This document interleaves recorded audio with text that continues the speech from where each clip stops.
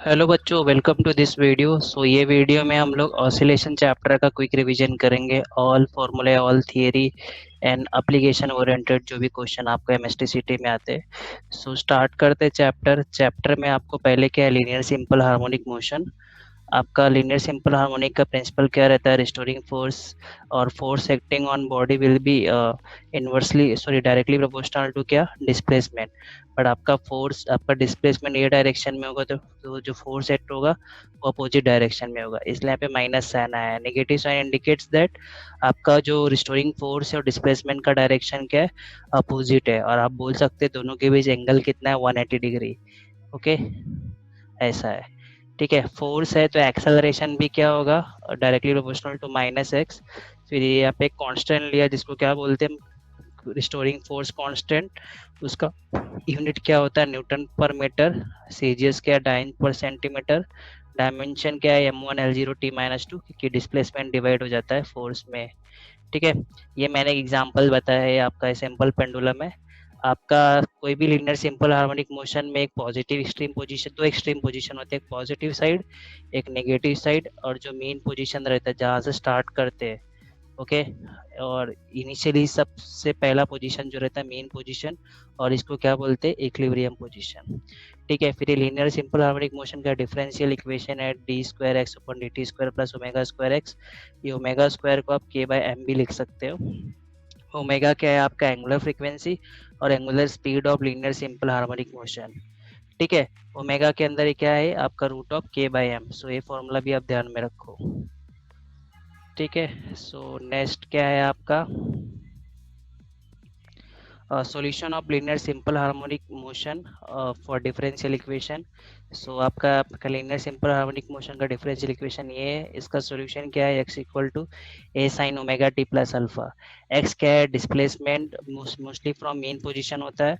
ए क्या है, आपका एम्पलीट्यूड और maximum displacement from mean position. Alpha क्या है, आपका इनिशियल फेज बोलते हैं, फेज कांस्टेंट बोलते हैं, और इपॉच ऑफ सिंपल हार्मोनिक मोशन बोलते हैं। ठीक है, और पूरा जो ओमेगा टी प्लस अल्फा क्या होता है, आपका थीटा जिसको मैंने लिखा है वो क्या है, आपका phase of simple harmonic motion और total phase of simple harmonic motion, और फेज एंगल आप बोल दो।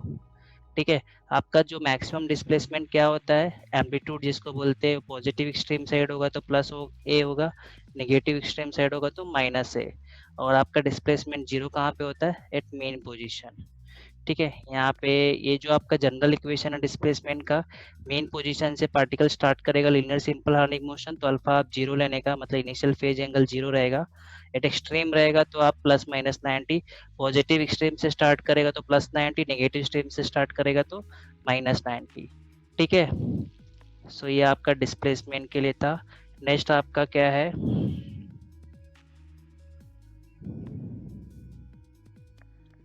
Next velocity of particle in linear simple harmonic motion। Formula क्या है, v equal to plus minus omega root of A square minus X square. v velocity, a amplitude है, x क्या है, displacement from mean position. ये ध्यान में रखना, कभी भी आपको डिस्प्लेसमेंट फ्रॉम एक्सट्रीम दिया रहेगा तो आप एम्पलीट्यूड में से माइनस करने का। एक्स आपका हमेशा डिस्प्लेसमेंट फ्रॉम मेन पोजीशन है। ये आप कैसे भी ले सकते हो। वी वेलोसिटी क्या होता है, डिस्प्लेसमेंट का डेरिवेटिव होता है।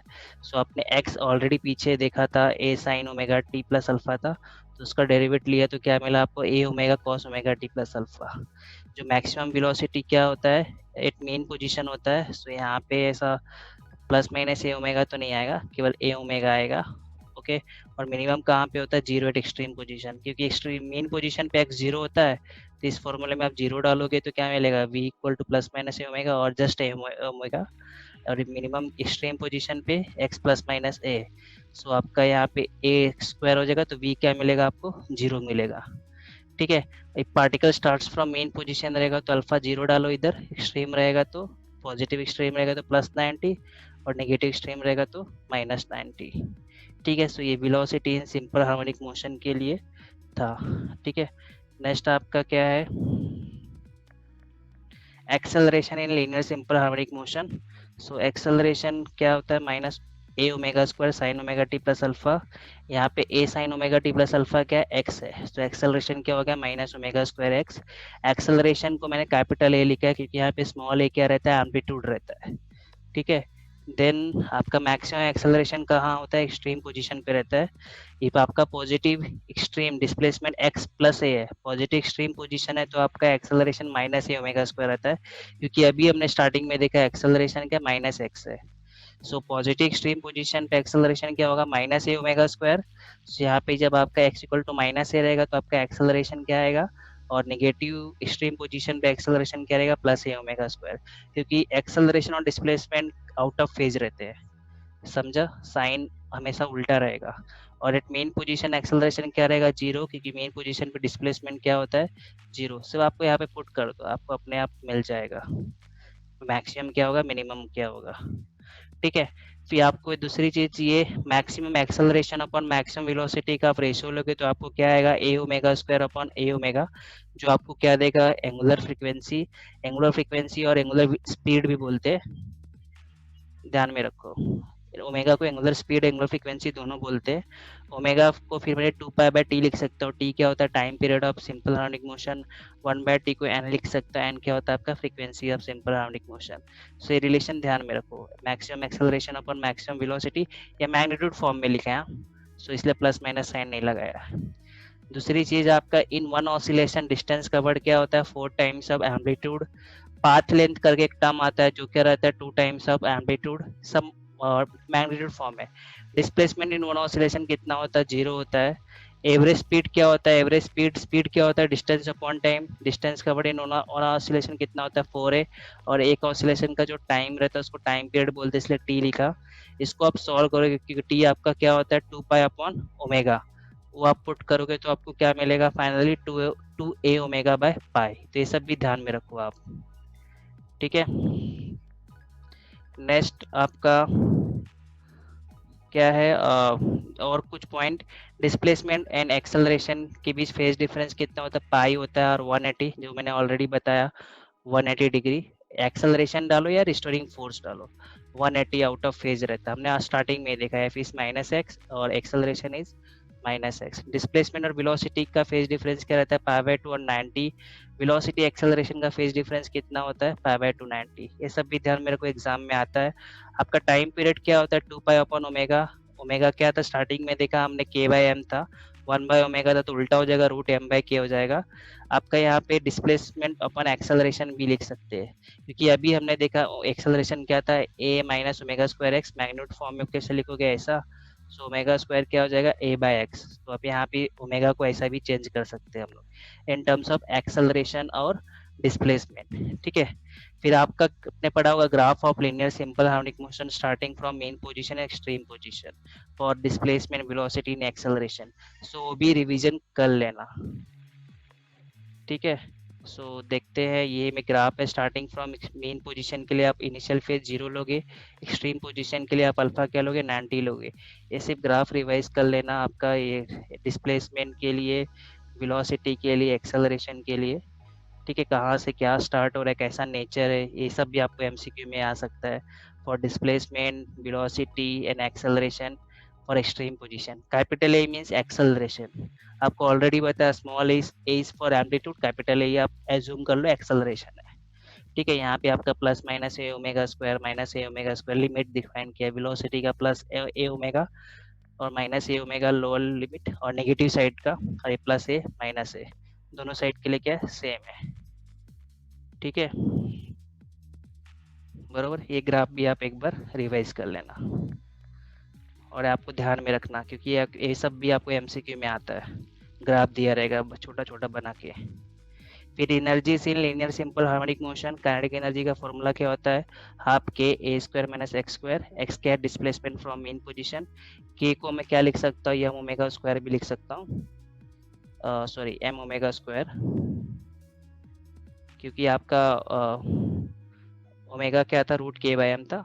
और पोटेंशियल एनर्जी क्या होता है, के एक्स स्क्वायर, ये डायरेक्टली डिस्प्लेसमेंट पे डिपेंड करता है, सो इसको भी मैं इन टर्म्स ऑफ ओमेगा लिख सकता हूँ। टोटल एनर्जी क्या होता है, हाफ के स्क्वायर होता है, आप काइनेटिक प्लस पोटेंशियल ऐड करोगे तो आपको मिल जाएगा। काइनेटिक एनर्जी मैक्सिमम और पोटेंशियल एनर्जी मैक्सिमम क्या होता है, टोटल एनर्जी होता है, ठीक है। मतलब काइनेटिक एनर्जी मैक्सिमम कहाँ पे होता है, मेन पोजीशन होता है, और जीरो कहाँ पे होता है, एक्सट्रीम पोजीशन। आप यहाँ पे यदि आप मेन पोजीशन x0 डाल दोगे मेन पोजीशन पे डिस्प्लेसमेंट 0 होता है ना, और एक्सट्रीम पोजीशन में डिस्प्लेसमेंट क्या होता है, प्लस माइनस है। आप यहाँ पे डालोगे तो आपको अकॉर्डिंगली मिल जाएगा। पोटेंशियल एनर्जी मैक्सिमम कहाँ पे होता है, एक्सट्रीम पोजीशन, क्योंकि एक्सट्रीम पोजीशन पे डिस्प्लेसमेंट ज़्यादा होता है। और 0 कहाँ होता है, मेन पोजीशन। ये ग्राफ भी आपने पढ़ा रहेगा। ये काइनेटिक एनर्जी देखो, यहाँ पे x इक्वल टू 0 है तो मैक्सिमम है, और ये जो ग्राफ है रेड वाला है, पोटेंशियल एनर्जी इस पॉइंट पे क्या है, 0 है, जो कि आपका एक्सट्रीम पोजीशन पे क्या है, मैक्सिमम है। सो ये ग्राफ का नेचर भी ध्यान में रखो। अनदर थिंग, इसमें क्वेश्चन पूछता है फ्रैक्शन ऑफ पोटेंशियल एनर्जी। तो फ्रैक्शन ऑफ पोटेंशियल एनर्जी क्या आएगा, potential energy upon total energy. ठीक है, फ्रैक्शन ऑफ काइनेटिक एनर्जी क्या, फ्रैक्शन ऑफ काइनेटिक एनर्जी क्या होगा, kinetic energy upon total energy. ठीक है, ये आपका energy in linear simple harmonic motion है। ठीक है, ये फ्रैक्शन वाले प्रॉब्लम भी आते हैं। फ्रैक्शन में क्या करोगे, आप सिर्फ डिवाइड कर दोगे। पोटेंशियल एनर्जी का फॉर्मूला आपको पता ही है, टोटल एनर्जी का फॉर्मूला भी आपको पता ही है, सिर्फ डिवाइड करना है आपको।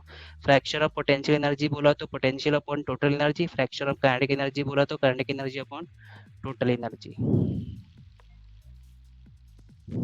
ठीक है, नेक्स्ट आपका क्या, कंपाउंड सिंपल हार्मोनिक मोशन। आपका दो लीनियर सिंपल हार्मोनिक मोशन को ऐड करोगे तो आपको कंपाउंड सिंपल हार्मोनिक मोशन मिलेगा। सो कंपाउंड सिंपल हार्मोनिक मोशन जो रहता है वो भी लीनियर सिंपल हार्मोनिक मोशन रहता है विथ सेम टाइम पीरियड।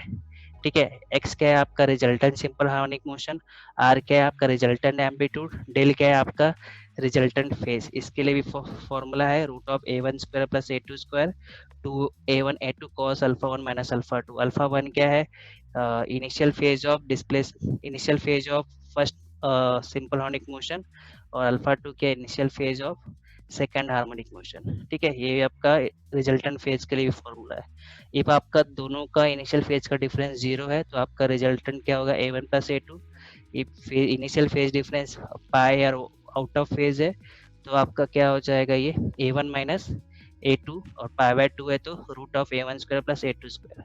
आपको एक प्रॉब्लम ऐसा भी आता है, x इक्वल टू लिखा रहेगा 5 sign omega T plus 3 cos omega T. तो आपका ये समझने का आपका फर्स्ट सिंपल हार्मोनिक मोशन है, सेकेंड सिंपल हार्मोनिक मोशन, और x क्या है आपका रिजल्टेंट। तो ये ऐसे ही एज्यूम करके यहाँ पे a1 क्या होगा 5 होगा, और अल्फा 1 0 हो जाएगा, a2 क्या हो जाएगा 3 हो जाएगा, cos लिखा है तो अल्फा 2 क्या हो जाएगा पाई बाय 2 हो जाएगा।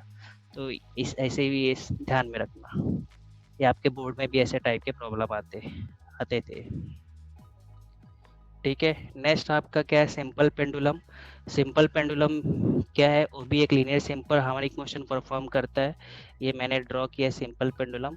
यहाँ पे बॉडी जो रहता है जिसको बॉब बोलते हैं, ओके, उसका वेट हमेशा डायरेक्टेड टुवर्ड सेंटर रहेगा।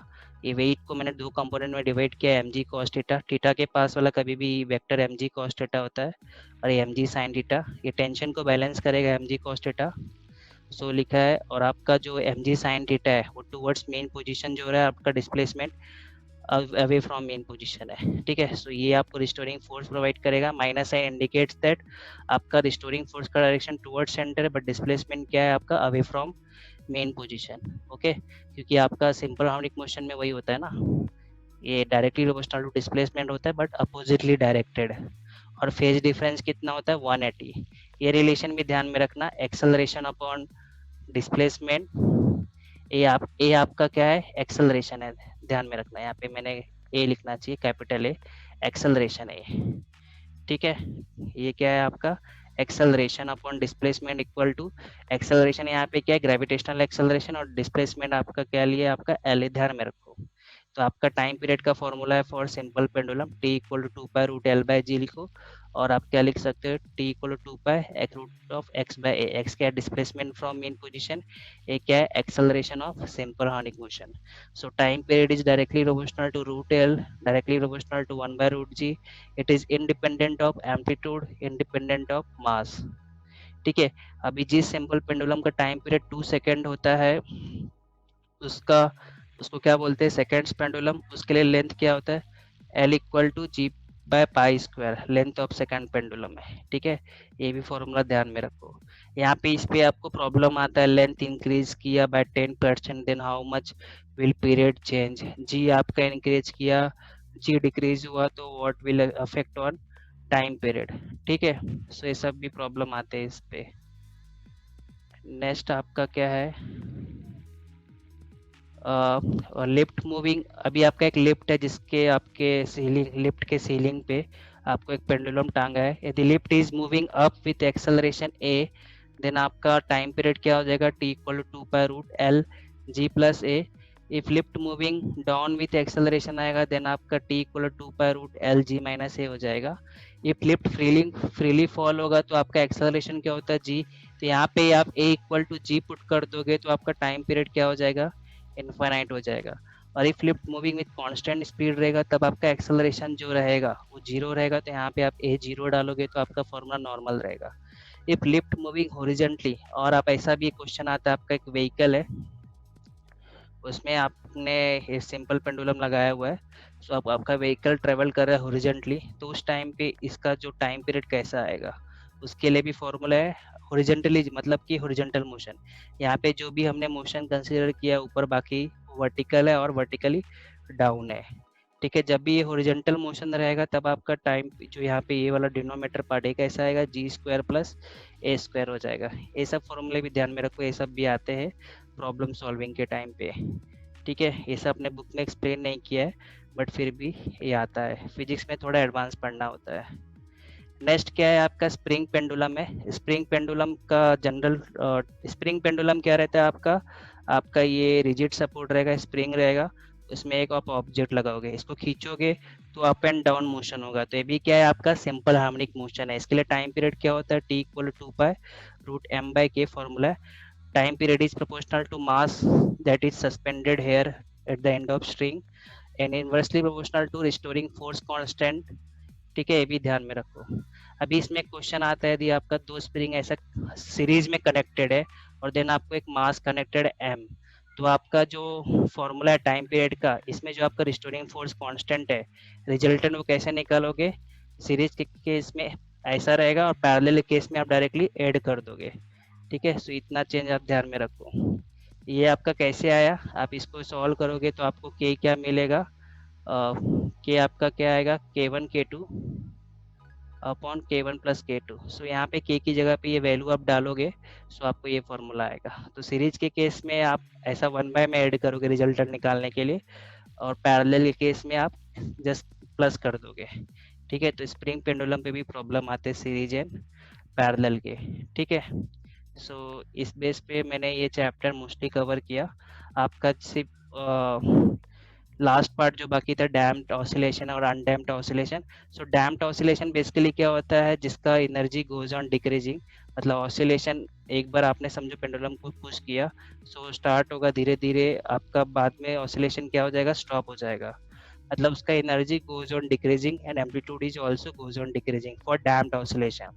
और अनडैम्प्ड क्या होता है, वो कांस्टेंट रहता है, हम क्योंकि उसको बाहर से एक्सटर्नल फोर्स लगाते रहते हैं ना, सो उसका स्पीड, उसका जो एम्पलीट्यूड है और जो एनर्जी है ओके, अनडैम्प्ड ऑसिलेशन का कांस्टेंट रहता है।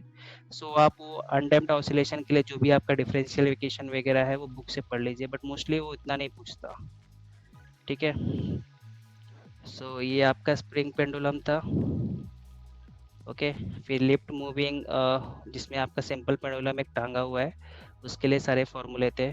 ठीक है, सो इस तरह हम लोग ने सारे चैप्टर, सारे सब टॉपिक्स कवर किए ऑसिलेशन चैप्टर के। आपको ये सारे जो नोट्स मैंने रिटन एक्सप्लेनेशन किया है व्हाइट बोर्ड पे, ये आपको मिल जाएगा as a PDF in description. ठीक है, thank you for this lecture.